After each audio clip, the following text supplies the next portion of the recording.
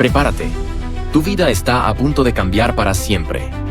Estás por escuchar sobre el acontecimiento más grande de la historia de la humanidad. Sobre un héroe, el más grande de todos los tiempos, el Alfa y la Omega, el principio y el fin. La historia donde el Creador de todo se hizo carne, habitó entre nosotros. Lo dio todo. Se despojó de su gloria. Se hizo maldición por ti. Un hombre que entregó su vida para salvarte. No es cualquier cosa. No es una exageración. Fue humillado, escupido y torturado de manera extrema. Rebajado hasta lo más profundo, entregó su vida y murió.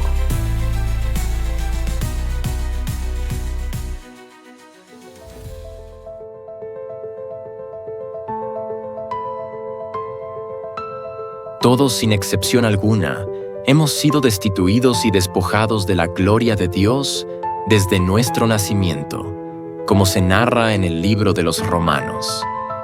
Traemos en nuestro ADN una marca permanente e imborrable por causa del pecado de la humanidad. Todo es muerte y destrucción. No hay esperanza. No hay salida. No hay perdón ni salvación. Todo está perdido. Es el fin, ¿o no?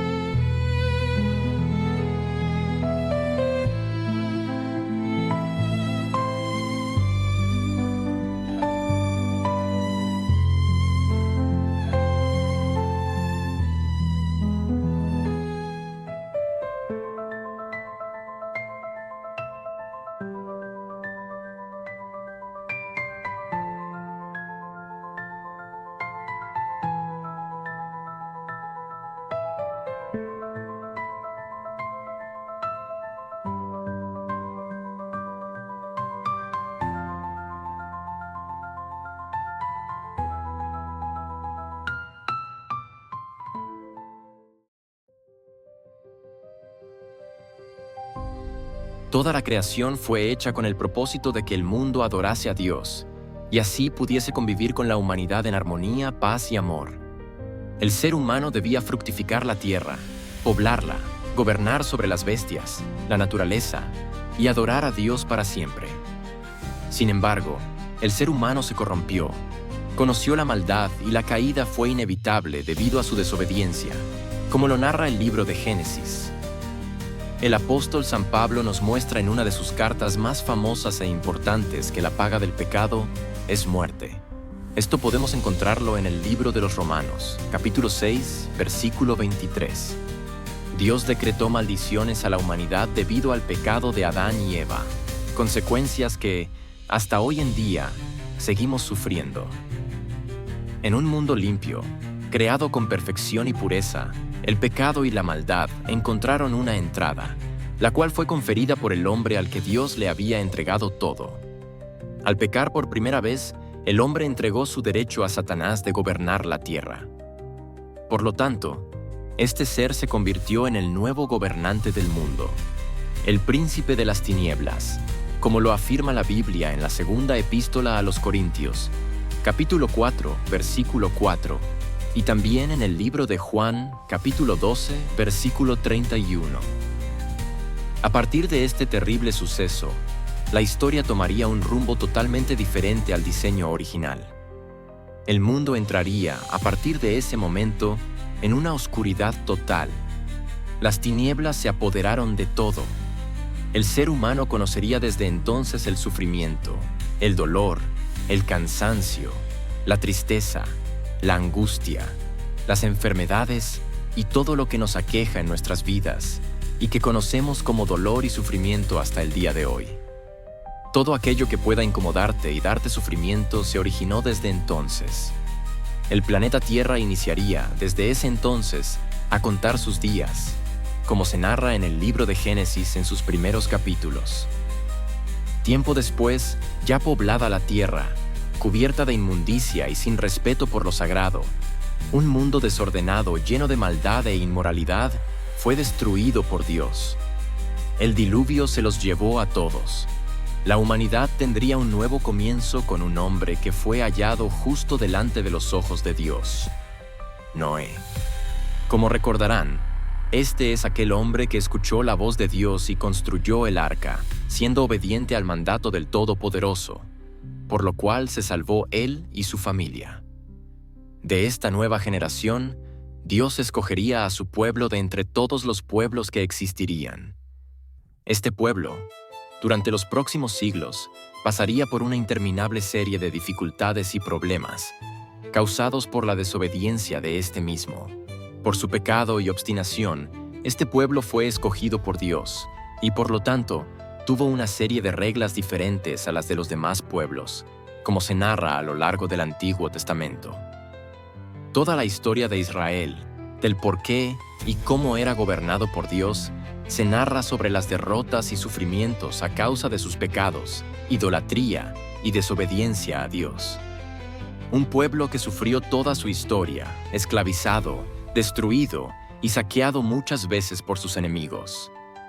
Este pueblo fue escogido para ser salvado, y por causa de sus antepasados como Noé, Sem, Abraham, Isaac, etc., hallaron gracia delante de Dios y Dios los consideró justos. Es decir, de aquí desciende el pueblo escogido. Las demás naciones, debido a su descendencia de antepasados idólatras, malvados y perversos, vivían en la oscuridad absoluta y sin posibilidades de salvación. Durante muchos siglos, el pueblo de Dios fue perseguido, atormentado y saqueado, como hemos comentado anteriormente, por lo cual, Dios envió profecías sobre un acontecimiento que marcaría un antes y un después en la historia.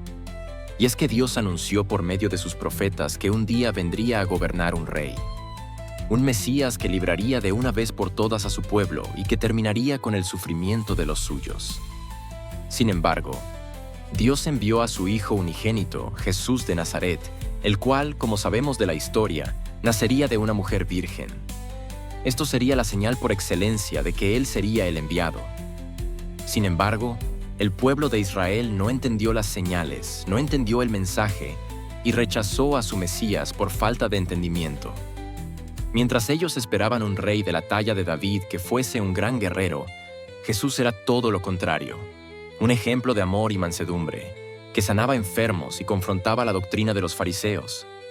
Esto terminaría costándole la vida y sería traicionado por uno de sus mejores amigos y discípulos, y peor aún, traicionado por su propio pueblo. Jesús sería colgado en una cruz, entregado por su mismo pueblo, asesinado como el más despreciable y avergonzado, torturado con lujo de barbarie. La misión de Satanás en la historia es matar, robar y destruir la creación de Dios. Por esta razón, el diablo siempre ha intentado meter cizaña en la humanidad, siempre ha tentado a las personas, siempre ha confundido a las naciones para que haya muerte y destrucción. Y esta no sería la excepción. Satanás había logrado destruir el plan de Dios. Había logrado confundir y engañar al pueblo de Israel para cometer el delito más grande. Satanás sonrió y se sintió orgulloso. Jesús, el enviado de Dios, estaba muerto. Lo había logrado. Su misión había sido un éxito. El día que Jesús murió, hubo silencio en el cielo. Los ángeles estaban atónitos, no podían creer lo que veían sus ojos, no podían creer que Dios no había hecho nada, ni tampoco había permitido que ellos fueran a ayudarlo. Hubo tristeza en la tierra y hubo fiesta en el infierno. Satanás había vencido a Dios, pero había algo con lo que el reino de las tinieblas, ni los seres humanos, ni aún los ángeles del reino contaban. Nadie en la creación había comprendido ni se imaginaba lo que estaba a punto de suceder. El segundo día, Jesús descendió al infierno, iluminó las tinieblas, tomó las llaves de la vida y la muerte. Y el tercer día pasó lo que iba a marcar la historia de la humanidad. Jesús había resucitado. Jesús derrotó a Satanás con una victoria épica. Nadie se esperaba esta estrategia y este plan tan perfecto. Jesús venció la muerte. Jesús recuperó lo que el primer hombre había perdido. Al ser asesinado Jesús, sin tener ninguna mancha, al ser torturado de la manera más horrible, sin tener pecados, siendo perfecto, pagó con su sangre el pecado de la humanidad. Ese pecado que entró al mundo por el hombre, salió del mundo por el segundo Adán. Satanás aún no podía creer ni entender lo que estaba pagando. Dios se había hecho carne. Se metió en el vientre de una mujer para nacer sin pecado y sin mancha, para nacer perfecto y habitar entre nosotros. Se entregó y sufrió las tentaciones y sufrió el más horrendo dolor y la muerte más larga y dolorosa de la historia, por amor a nosotros. Tenía que pagar por el error de la humanidad para salvarnos. Este momento histórico es el más grande de la humanidad. Toda persona, de cualquier raza y de cualquier pueblo, condición social, edad, etc., puede ser salvada. Hay una condición: aceptar y confesar que Jesús es el Señor y creer en el corazón para poder ser salvo. Dice Juan 3:16. Porque de tal manera amó Dios al mundo, que ha dado a su Hijo unigénito, para que todo aquel que en Él cree no se pierda, mas tenga vida eterna. Y Romanos 10:9 dice, que si confesares con tu boca que Jesús es el Señor, y creyeres en tu corazón que Dios le levantó de los muertos, serás salvo. Porque con el corazón se cree para justicia, pero con la boca se confiesa para salvación. Ahora pues, es aceptar a Cristo en nuestro corazón para alcanzar la salvación. Pero, ¿qué pasó con el pueblo escogido? En el mundo estaba, y el mundo por él fue hecho, pero el mundo no le conoció. A lo suyo vino, y los suyos no le recibieron. Mas a todos los que le recibieron, a los que en su nombre creen, les dio potestad de ser hechos hijos de Dios, los cuales no son engendrados de sangre, ni de voluntad de carne, ni de voluntad de varón, sino de Dios. Juan 1:10-13. El pueblo de Israel rechazó al Señor. Por lo tanto, Dios determinó que todos los que lo aceptamos y reconocemos como Salvador, tenemos el derecho de llamarnos hijos de Él. El Señor nos reconoció como sus hijos después de estar muertos. Después de ser solo criaturas, nos dio una identidad. Nos redimió y nos devolvió la vida, nos lavó con su sangre y nos regaló su salvación, por gracia, sin ser merecida. Por eso todos los que creemos y confesamos al Señor, somos lavados con su sangre. Bendita sangre.